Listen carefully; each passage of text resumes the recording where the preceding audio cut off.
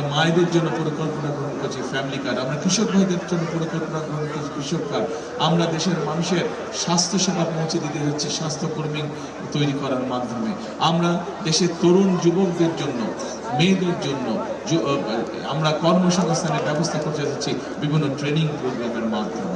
এইভাবে প্রত্যেকটি শ্রেণী পেশার মানুষের জন্য আমরা কোনো না কোনো পরিকল্পনা গ্রহণ করেছি। এমনকি আরেক শ্রেণীর পেশার মানুষ আছেন, আরেক শ্রেণীর মানুষ আছেন যারা আমাদের জন্ম থেকে মৃত্যু পর্যন্ত তারা আমাদেরকে বিভিন্ন সময় সহযোগিতা করে থাকেন, পরামর্শ দিয়ে থাকেন। তারা হচ্ছে বিভিন্ন মসজিদ বলেন, মাদ্রাসা বলেন, ইমাম সাহেবরা, খতিব সাহেবরা, মুয়াজ্জিম সাহেবরা সহ অন্যান্য ধর্মেরও যারা ধর্মীয় গুরু আছেন সেই মানুষগুলো। আপনারা যদি চিন্তা করে থাকেন সারা দেশে যত মসজিদ, মাদ্রাসা বা অন্য ধর্মের বিভিন্ন ধর্মীয় প্রতিষ্ঠান আছে সেখানে যারা কাজ করেন অনেক সময় তারা মানবেতর জীবন যাপন করে থাকেন।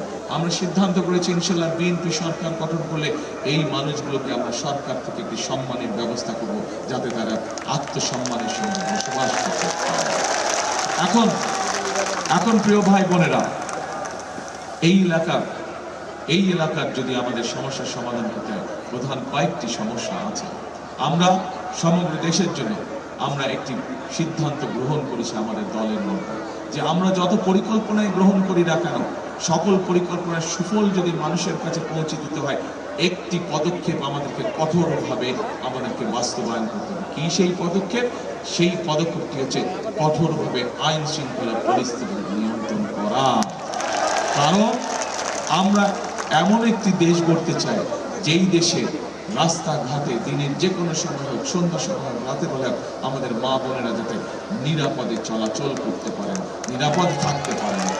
আমরা চাই এমন একটি দেশ গড়তে যেখানে মুরব্বীরা সহ ভাই বোনেরা যেখানে চাকরি বাকরি ব্যবসা বাণিজ্য নিঃসন্দেহ করতে পারে, যে নিরাপত্তার সাথে করতে পারে, কেউ এসে তাদেরকে কোনো ডিস্টার্ব করবে না।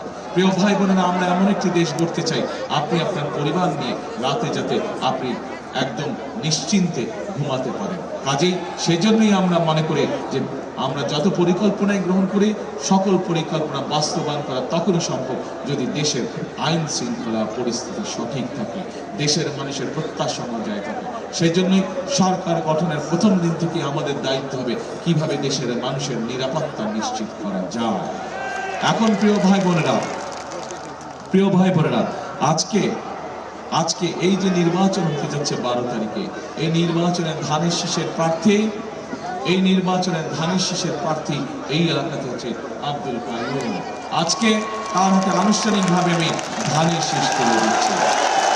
আপনারা 12 তারিখ পর্যন্ত কাইয়ুমকে আপনারা দেখে রাখবেন, ধানের শীষকে আপনারা বিজয় করবেন। কাইয়ুমের দায়িত্ব হচ্ছে বিজয়ী হওয়ার পরে ইনশাল্লাহ 13 তারিখ থেকে সে আপনাদের পাশে সার্বক্ষণিক থাকবে, আপনাদের বিপদ আপদের পাশে থাকবে, এলাকার উন্নয়নে আপনাদের পাশে থাকবে এই কাইয়ুম ইনশাআল্লাহ। এই এলাকারই কাইয়ুম হচ্ছে এই এলাকারই সন্তান।